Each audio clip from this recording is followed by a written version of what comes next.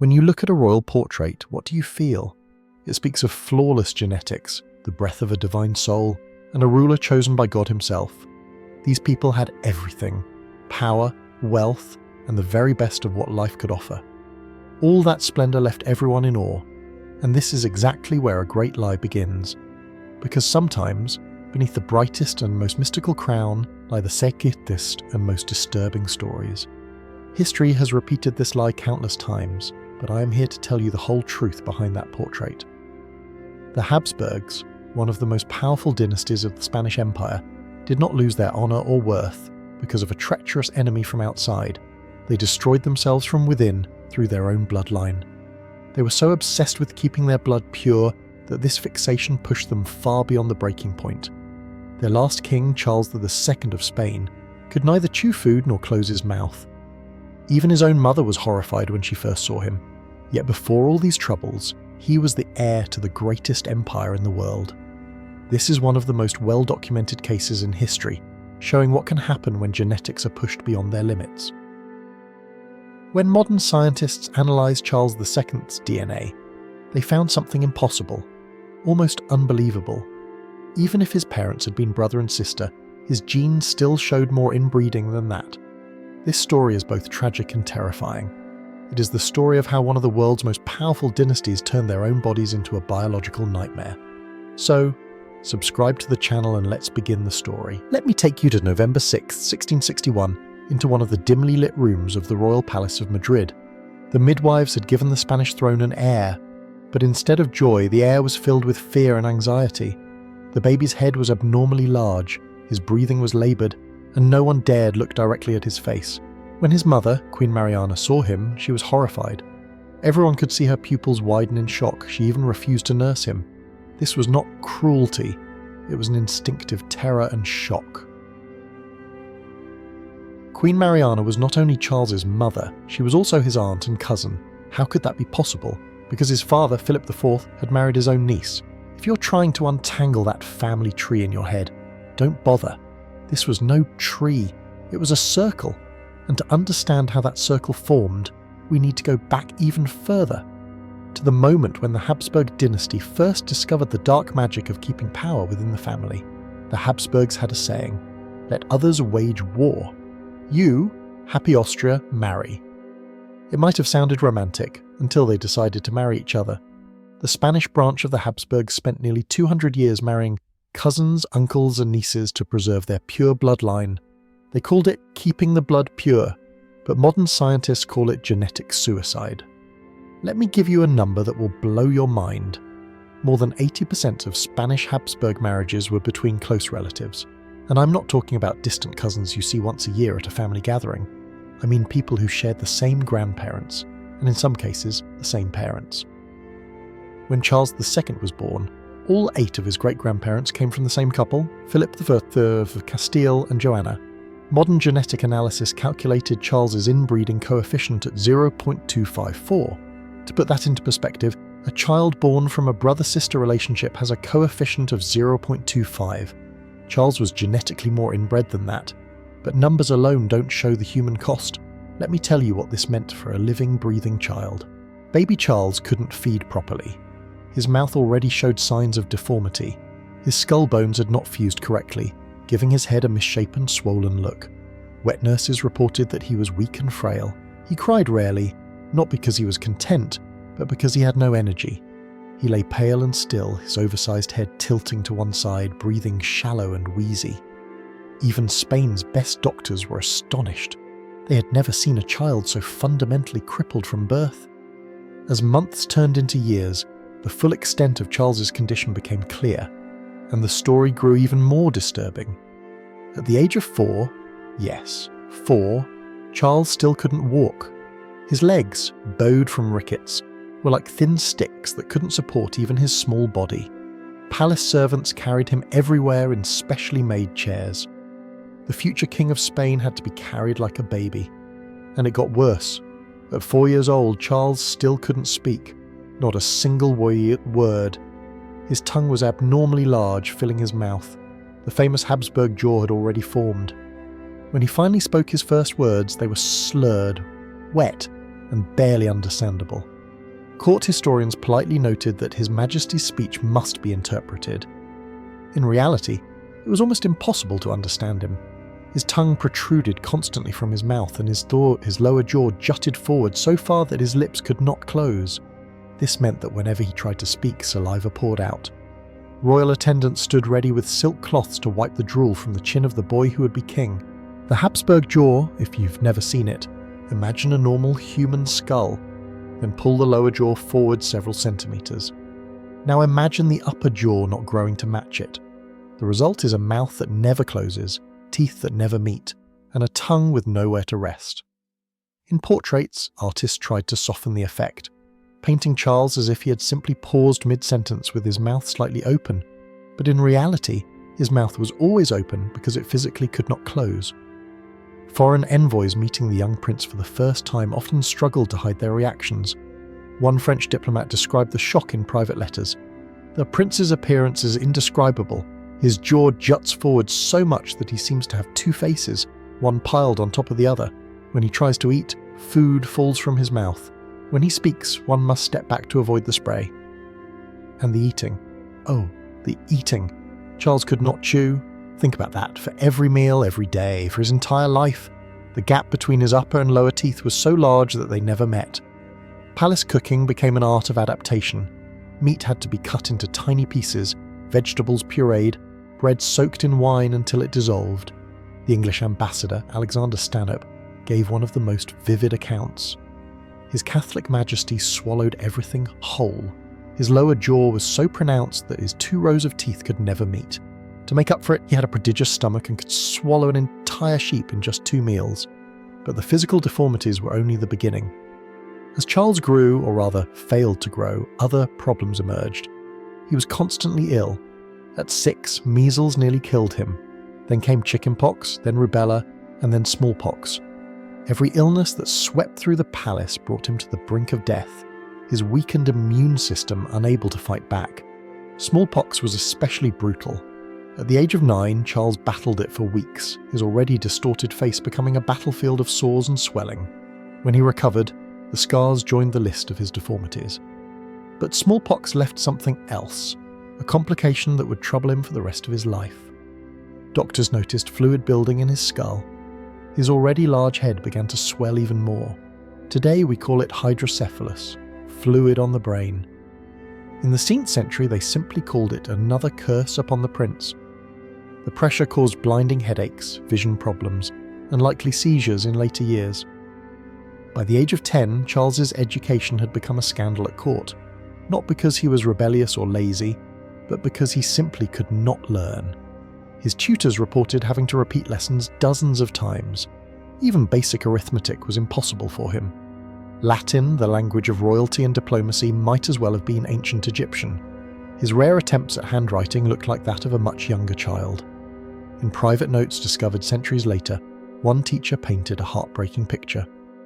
His Majesty tries with great effort, but nothing stays in his memory. I explain a concept, and the next day it is as if he has never heard it. His attention drifts. Sometimes he stares into space for long stretches. When asked what he is thinking about, he cannot say, but the story gets even darker here. When Charles entered adolescence, or rather, what should have been adolescence, his body betrayed him in new ways. He grew, but almost not at all. While other royal children shot up in height, Charles stayed short. His voice, instead of deepening, stayed high and thin. He had almost no body hair. The signs that a boy was becoming a man simply weren't there. Court doctors were consulted in hushed tones. They discussed what they observed, but dared not put it in the official record. The prince had no interest in women, but no interest in men either. He existed in a strange childlike state, neither boy nor man, but something in between. This horrified the court because Charles had one duty above all, to produce an heir. For the Spanish Empire, stretching from Europe to the Americas and the Philippines, to continue, they needed the royal bloodline to survive. But how could a man who couldn't even grow a proper beard father a child? At the age of 18, they decided to find out. Charles married 17-year-old Marie-Louise of Orléans, a French princess. She was beautiful, intelligent, and healthy in every way. The sharp contrast between bride and groom shocked the wedding guests. She shone like light, while he looked dreadful. She walked the aisle with elegance. He moved forward only with the support of others. When the moment came for the kiss, observers noticed Marie-Louise visibly steadying herself before leaning in. The wedding night was a complete disaster. Not the kind of disaster told later as a funny story. This was the kind that could decide the fate of empires. It became clear that Charles was completely unable to consummate the marriage. He wasn't unwilling or uninterested. His body simply didn't work the way a man's should. Raised in the sophisticated French court, Marie-Louise tried everything. She was patient. She was kind. Court gossip even claimed she tried to teach her husband the basics of marital relations. Nothing worked. Years passed. There was no pregnancy. The Queen endured humiliating examinations to see if the problem was hers. Doctors confirmed she was completely fertile. The problem was the king, something everyone knew but no one dared to say.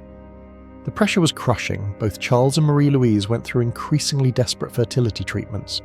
She was forced to drink foul mixtures of plants and animal organs, potions made with ground pearls and bull's blood. At one point, the court even brought in a specialist who suggested she eat dried deer penis.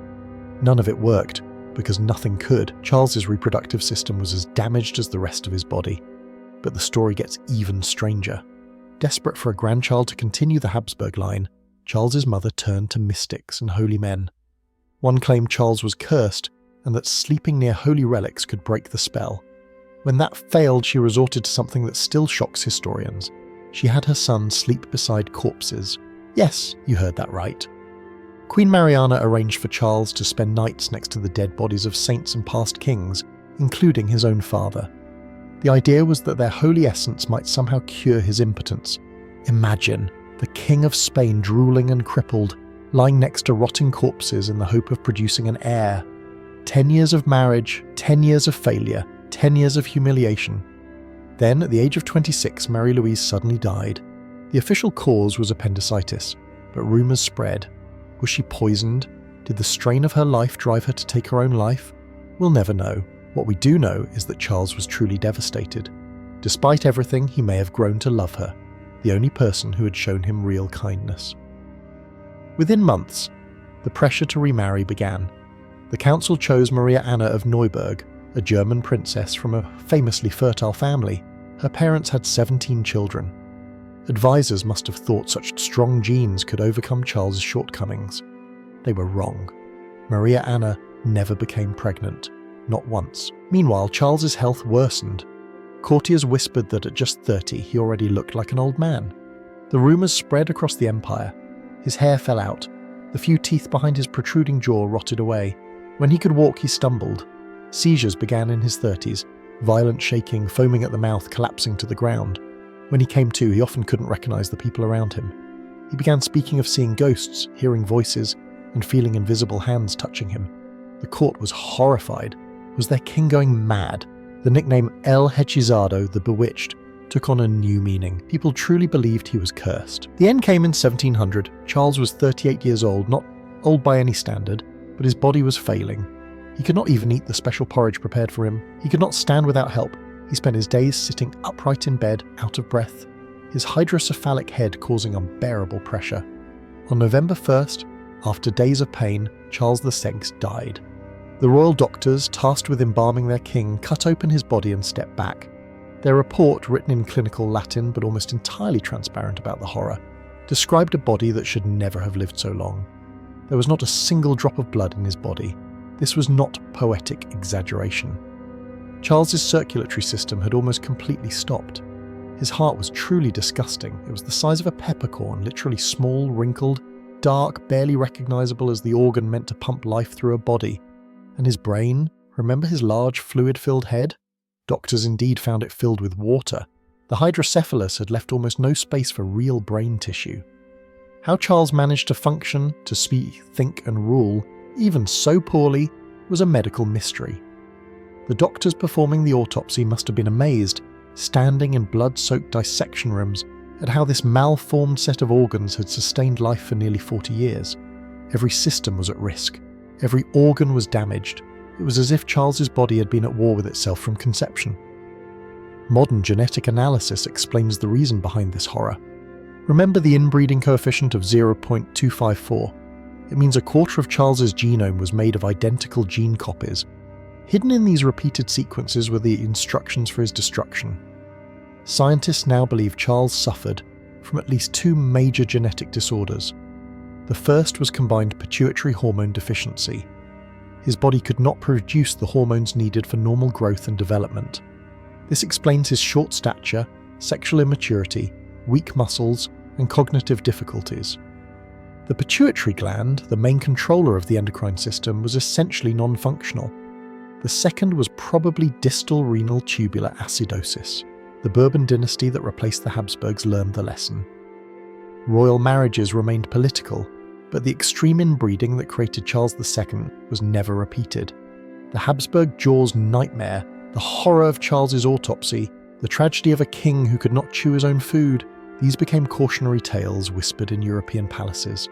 Charles II remains a prime example of genetic collapse in medical textbooks. Students of genetics see his portrait and learn about the dangers of inbreeding. The Habsburg jaw became shorthand for the risks of a closed gene pool. Strangely, his suffering contributed to our understanding of heredity and genetic diversity. The portrait I mentioned at the beginning now hangs in Madrid's Museo del Prado. Visitors are astonished by the obvious deformities the palace painter could not completely hide. But now you know the truth behind that image. You know about the jaw that could not close, the tongue that had no room, the dysfunctional body, and the genome turned against itself. Charles II of Spain was not cursed by witches or oomphs. He was cursed by his own family tree, a tree so tangled it had become a knot. His story is perhaps history's harshest warning about the dangers of genetic isolation. The Habsburgs destroyed their own bloodline while trying to keep power in the family. Next time you see a royal portrait, remember Charles II. Behind crowns, scepters, and royal splendor, biology always has the final word. And sometimes that final word is terrifying beyond imagination. If this story surprised you, press the like button. Algorithms reward the spread of effort, unlike royal bloodlines. Share your thoughts in the comments about which historical figures' hidden stories I should reveal. Subscribe for more suppressed historical truths that your textbooks never cover. And remember, every time you share your genetic diversity, somewhere a Habsburg ghost breathes easier.